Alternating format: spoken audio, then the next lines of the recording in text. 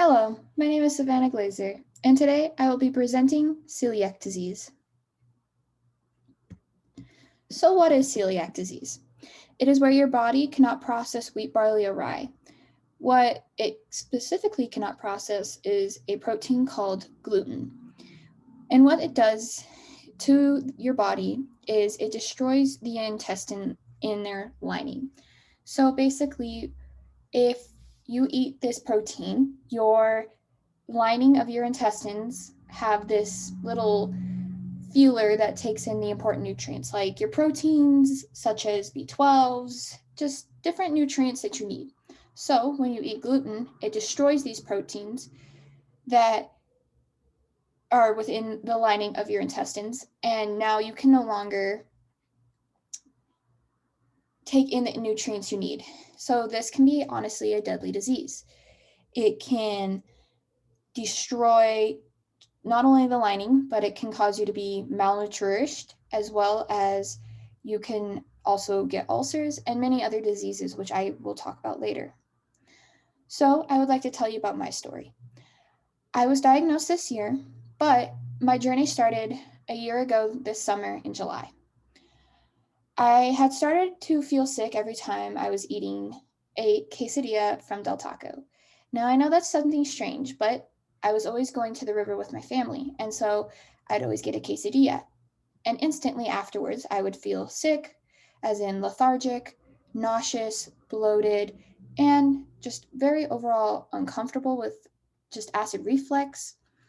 And so it was kind of a coincidental thing because my uncle had just gotten a 23andMe done about our genetics. Now, he is my mom's uncle, which he's still my uncle, but the complicated family lines. So I thought maybe that this thing called celiac disease would be not something that I would have to worry about because he's so far. And I didn't know what celiac disease was.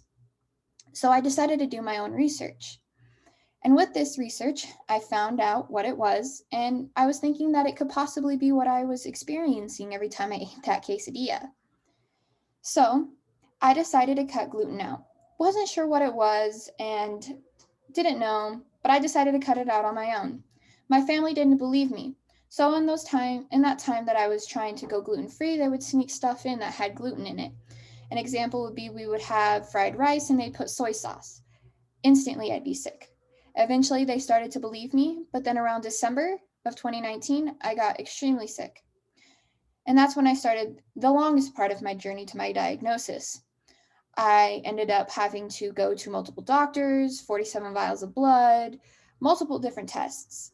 And the two biggest determining tests was that one, had to take a genetics test myself because they said if it wasn't in my specific genetics, that I wouldn't. If it wasn't in my specific genetics, I definitely didn't have it. But the genetics test came back, and would you look at that? I had an extremely high possibility of having celiac disease. And the second one that determined the fact was I had a scope put down my throat and to look into my intestines. And with this, they were able to see cobblestoning in my intestines, which is a telltale sign for celiac disease. Now, when they biopsied it, it didn't say, but they knew just from the looks of it that it was. So, what is it like living with celiac disease? It's hard for sure, especially when you get right into it. You don't know and don't realize how much gluten is within everything. I mean, it's in the envelopes. You know that little part you lick? It's in there. It's in candies. It's just everywhere you look, there's gluten. But eventually it becomes easy. Even though I knew how hard it was, it made me think, what issues could follow if I don't be careful, or just what other issues could follow? So, what now? I wanted to research. I wanted to know more. I wanted to know, what is this disease that I'm going to be living with for the rest of my life? So, I wanted to know what other issues could occur with my celiac disease. The reason I wanted to know this specific question was because I also developed lactose intolerance because I was diagnosed in March, but then in May, I also got lactose intolerance. Every time I ate dairy, I was instantly sick like I was if I was to have gluten.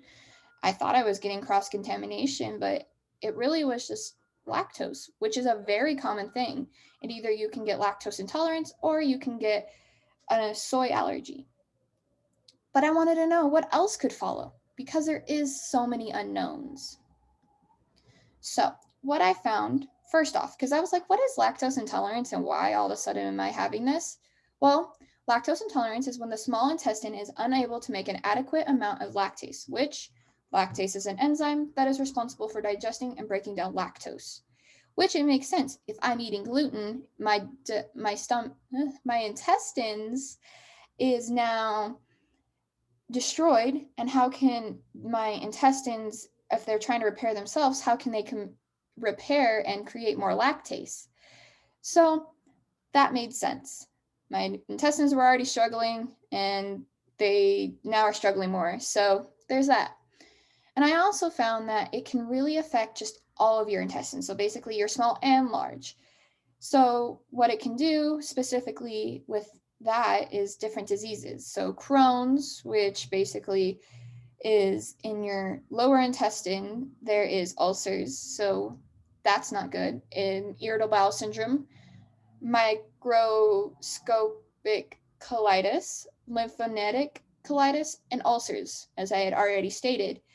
I mean, if you think about it, if it's just eating away at these proteins and feelers in your intestines, then how is it going to protect against what killing your stomach? If you think about it this way, heartburn can cause ulcers because it's a buildup of acid. If my intestines are not lined properly, it can now cause ulcers. So not only do I have all those to worry about, but I also was curious, what is my chance of actually developing another one? And since I was diagnosed between 12 and 20 years old, I now have a 27% chance of another autoimmune disease. And those autoimmune diseases are Crohn's, IBS, and all the other ones I just stated. And those are also what is found in my family. So I was also kind of now concerned because my family has Crohn's and ulcers that run in it. So I just wanted to see what my likeliness was of how much I had to worry. But another interesting thought is, well, maybe now I won't have to worry about getting it because I don't have gluten in my diet. Maybe that's what was causing my family's issues before me with those different types of diseases, autoimmune diseases. So overall, that is my presentation. And, this is the research that I found about what other things I have to worry about. And it's just mainly my intestines. And yes, it's scary, but now I want to know what can I do to prevent it? Because with celiac disease, there's a lot of cross-contamination that can even hurt us. And that means cross-contamination is where if I use a certain type of plate that someone put bread on before, it can affect me. So I want to know, what can I do to prevent this? My research now makes me want to search more deeper into how to keep myself safe. I appreciate you for listening and for taking time out of your day, and I hope you have a great rest of your day.